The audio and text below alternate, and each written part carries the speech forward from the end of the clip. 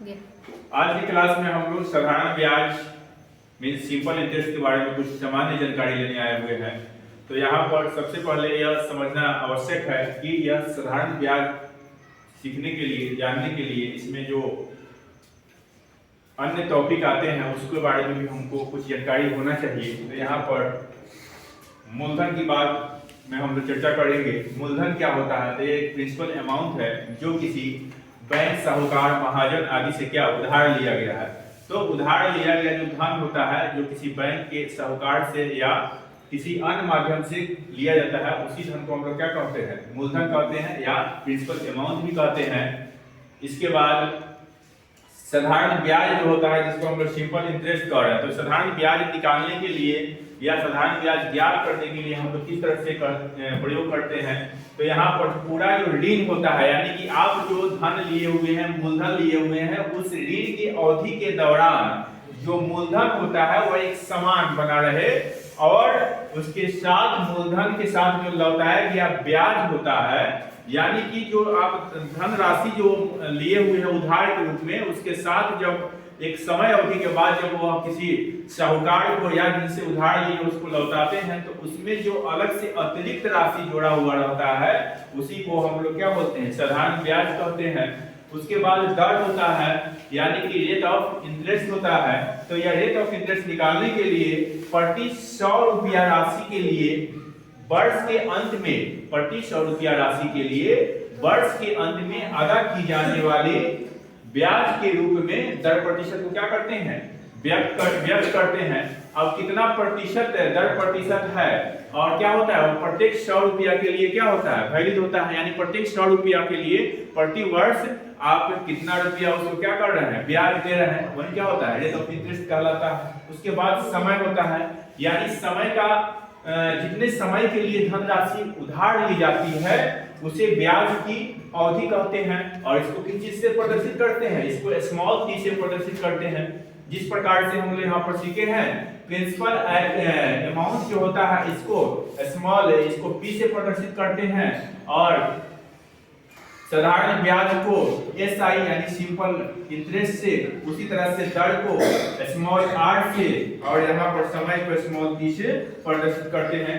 मान लिया जाए कि यदि मूलधन को पी से, जो मूलधन है, तो मूलधन को हम लोग क्या कर रहे हैं? प्रिंसिपल अमाउंट बोले हैं। तो मूलधन को पी से, ब्याज की प्रतिशत दर को आर से, समय को टी से तथा साधारण ब्याज को एसआई के रूप में प्रदर्शित करें, तब इसके लिए हम लोग कुछ सूत्र का प्रयोग करते हैं साधारण ब्याज निकालने के लिए, मूलधन निकालने के लिए, और दर निकालने के लिए, और समय निकालने के लिए। तो वह किस प्रकार करते हैं, आइए देखते हैं उसको।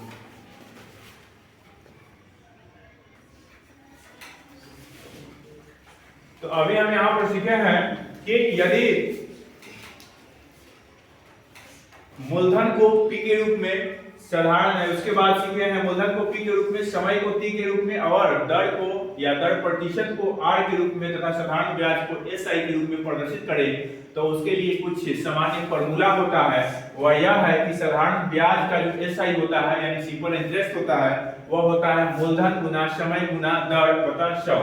तो यहाँ पर हम लोग मूलधन के लिए क्या किए हैं? मूलधन के लिए हम लोग पी प्रयोग किए हैं, और समय के लिए क्या किए हैं? टी, और रेट के लिए, दर के लिए आर बटा 100, यानी P into T into R by 100, PTR divided by 100। ये क्या हो गया? फॉर्मूला हो गया। उसके बाद समय जो होता है, तो समय निकालने के लिए हमको क्या करना है? यहाँ पर बाबू एक ही फॉर्मूला हमको उपयोग करना है, यानी एक ही फॉर्मूला को हमको याद करना है। वो फॉर्मूला क्या हो जाएगा? साधारण ब्याज बराबर होता है मूलधन गुना समय गुना दर बटा 100, या दूसरे शब्दों में हम बोले तो वह बोलेंगे एसआई बराबर होता है सिंपल इंटरेस्ट बराबर होता है P into T into R by 100। यह यदि याद रहेगा तो इसी के सहायता से हम लोग बाकी की फॉर्मूला क्या करेंगे? आसानी से निकाल सकते हैं। तो यहाँ पर हमको यदि यह याद रहेगा तो इसके बाद हमको समय निकालना है। तो देखिए समय कहाँ है?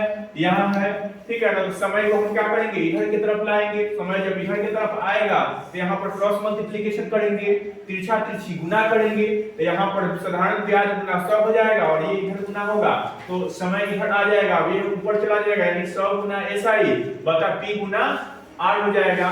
तो साधारण समय बराबर हो गया साधारण ब्याज गुना 100 और मूलधन गुना दर।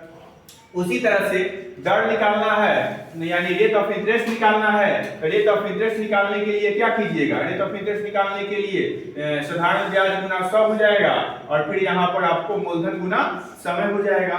ठीक उसी प्रकार यदि मूलधन निकालना है तो मूलधन निकालने के लिए आप यहाँ पर 100 गुना साधारण ब्याज और समय गुना दर हो जाएगा। इसमें एक फॉर्मूला और होता है, वह होता है मिश्र धन। एक और इसमें होता है, वो क्या होता है, मिश्र धन होता है। यानी मिश्र धन जो होता है इसको हम लोग एस से प्रदर्शित करते हैं और यह मिश्र धन जो होता है यह मूलधन जोड़ साधारण ब्याज होता है। मूलधन तो क्या होता है, ब्याज होता है। तो इसमें हम लोग लिखते हैं मूलधन यानी प्रिंसिपल अमाउंट जोड़ साधारण ब्याज। तो इतना यदि बेसिक फॉर्मूला हमको क्या होना चाहिए, याद होना चाहिए। इसी का प्रयोग करते हुए हम लोग क्या करेंगे, कुछ इसमें एग्जाम्पल बनाएंगे या कुछ इसमें हम लोग क्या करेंगे, इससे क्वेश्चन सॉल्व करेंगे। ठीक है,